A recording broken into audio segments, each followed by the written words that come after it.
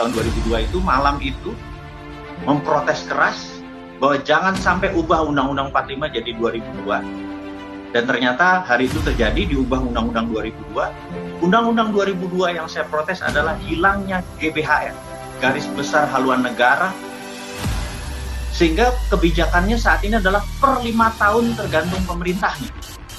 Bukan kebijakan jangka panjang yang siapapun pemerintahnya ngikuti garis besar tadi.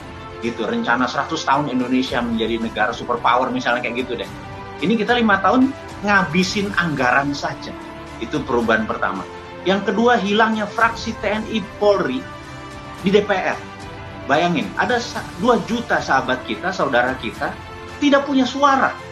Padahal dia adalah garda terdepan pertahanan. Harusnya saya minta usul, balik lagi lah. 2-3% atau setiap satu fraksi ada satu TNI Polri gitu ya. Mereka ngerti apa itu bela negara. Sementara anggota DPR ini dengan bayar mereka jadi ke sana, mereka tahu apa tentang bela negara.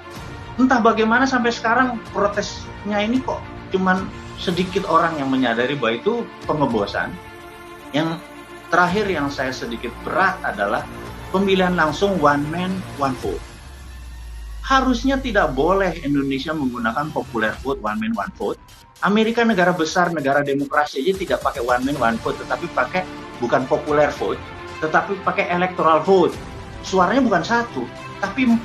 Begitu membayar pajaknya sekian, suaranya 7. Jadi begitu orang-orang yang membayar pajak, taat pajak, segala macam, suaranya bukan 1, bisa 17. Pembobotan itu nanti kita standarkan sehingga sewaktu ada pemilihan, orang-orang yang punya suara atau pembobotan yang nilainya tinggi tadi, salah satunya dengan bayar pajak, kalau 1 miliar tambah 10 misalnya gitu ya, ini contoh aja. Itu membuat kualitas, jadi begitu disebut, wah dia 17 loh suaranya, wah dia 24 loh suaranya, yang lain 1 gitu ya.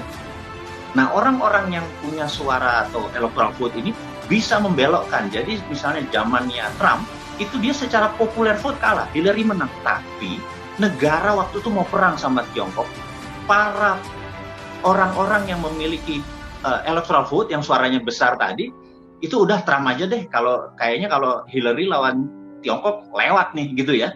Itulah kalau orang-orang yang bernalar, berpendidikan, berpengaruh, suaranya jangan 1 gitu ya.